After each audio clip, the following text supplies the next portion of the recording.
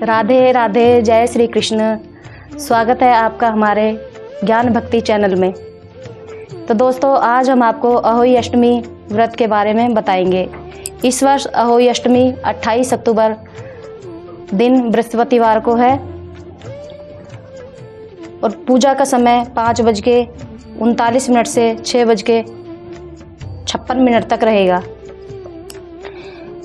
दोस्तों, वीडियो में आगे बढ़ने से पहले आप हमारे ज्ञान भक्ति चैनल को सब्सक्राइब करें और बेल आइकन पर क्लिक करके ऑल पर क्लिक करें, जिससे कि भविष्य में आने वाली हमारी वीडियो सबसे पहले आप तक पहुंचे। चलिए दोस्तों, अब अहोई अष्टमी के बारे में जानते हैं। कार्तिक कृष्ण पक्ष की सप्तमी या अष्टमी के दिन अहोई माता का व्रत किया जाता है।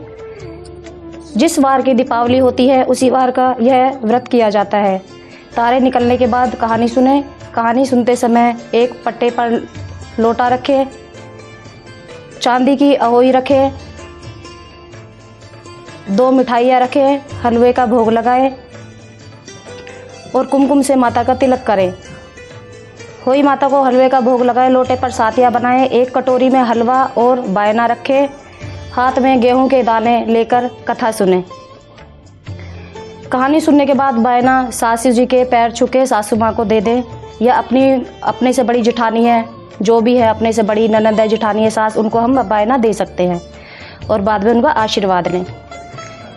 जिस किसी के पहले साल लड़का हो या बेटे की शादी हो, उन्हें होई का उजमन करना चाहिए। उजमन करते समय थाली में 4-4 पूरी लेकर उन पर हलवा रखें और एक साड़ी और रुपए रखें और पानी का हाथ फेर कर सासू जी को दें या अपने से किसी बड़े को दें। दोस्तों, अब आगे की कथा शुरू करते हैं होई माता की। एक साहूकार के 7 बेटे और 7 बहुएं थी। एक बेटी थी। सब मिलकर मिट्टी लेने खदान में गई। मिट्टी खोदते समय बेटी के हाथ से एक स्याहू का बच्चा मर गया। स्याहू माता बोली कि अब मैं तेरी कोख बांधूंगी। तो ननंद ने भाभियों से कहा कि आप में से कोई एक अपनी कोख बंधवा लो। 6 ने तो मना कर दिया। सबसे छोटी बहू ने सोचा कि अगर मैं कोख नहीं बंधवाऊंगी तो सासू माँ नाराज हो जाएगी। तो छोटी वाली ने अपनी कोख बंधवा ली। सारी मिलकर वापस घर को आ गई। घर आके ननंद अपनी ससुराल चली गई। 6 भाभियों के बच्चे होते, हंसते खेलते, सबसे छोटी के बच्चे होते और मर जाते। हर बार यही होता रहा। तो सबसे छोटी वाली भाभी ने पंडित जी को बुलाया। पंडित जी को से पूछा कि मुझे क्या करना चाहिए, मेरे बच्चे होते हैं और मर जाते हैं। तो पंडित जी ने कहा कि आप सुरही गाय की सेवा करो। सुरही गाय की सेवा करोगी तो वहाँ से आशीर्वाद मिलेगा, तो आपके बच्चे जीने लग जाएंगे। बहू ने सुबह सुबह जाकर सुरही गाय की सेवा करती और आ जाती। सुरही गाय को पता भी नहीं चला। एक दिन सुरही गाय ने सोचा कि ये तो 6 की 6 दौरानी जेठानी लड़ती हैं, कोई काम करके राजी नहीं है, तो मेरी सेवा कौन कर जाता है। एक दिन सुरही गाय ने सुबह उठकर देखा तो साहूकार की सबसे छोटी बहू उसकी सेवा कर रही थी। तब गौ माता बोली कि मैं तेरी सेवा से बड़ी खुश हूँ, तुझे जो मांगना है मांग।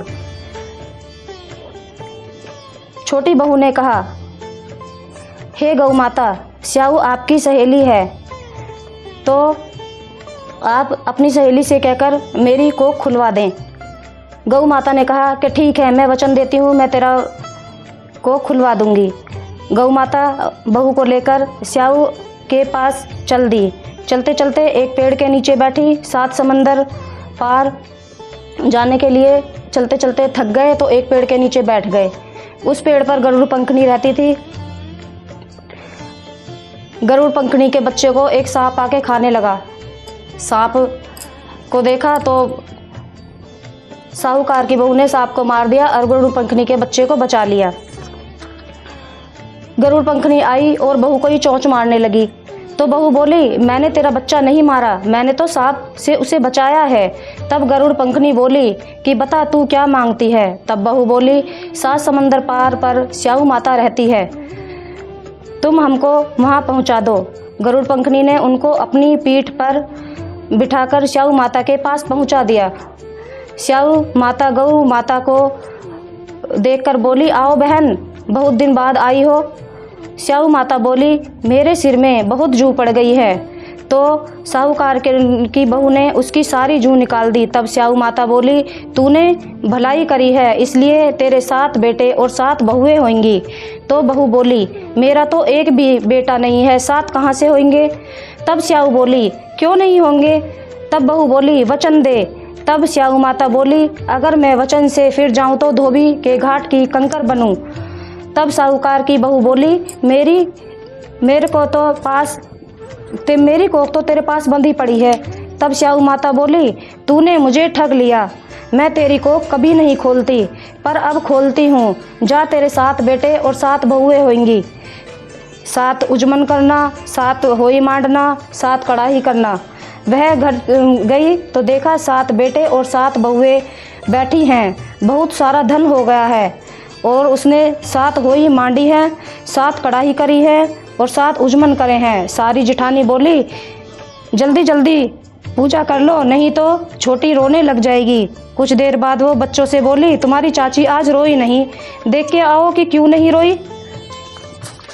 बच्चों ने जाकर देखा और बताया, आज तो चाची के घर में होई मंड रही है, 7 कड़ाही हो रही हैं। जिठानी ने सुना तो भाग कर गई और देखा तो सच में माँ तो धन माल हो गया है। 7 बेटे हैं, 7 बहुएं हैं और उनमें सब अपना मिलकर त्यौहार मना रहे हैं। तब देवरानी बोली, तुमने तो कोख बंधवाई नहीं थी, मैंने बंधवाई है, परंतु स्याऊ माता ने दया करके मेरी कोख खोल दी और मेरे घर में अन्न धन भंडार भरे और संतान संपूर्ण हो गई।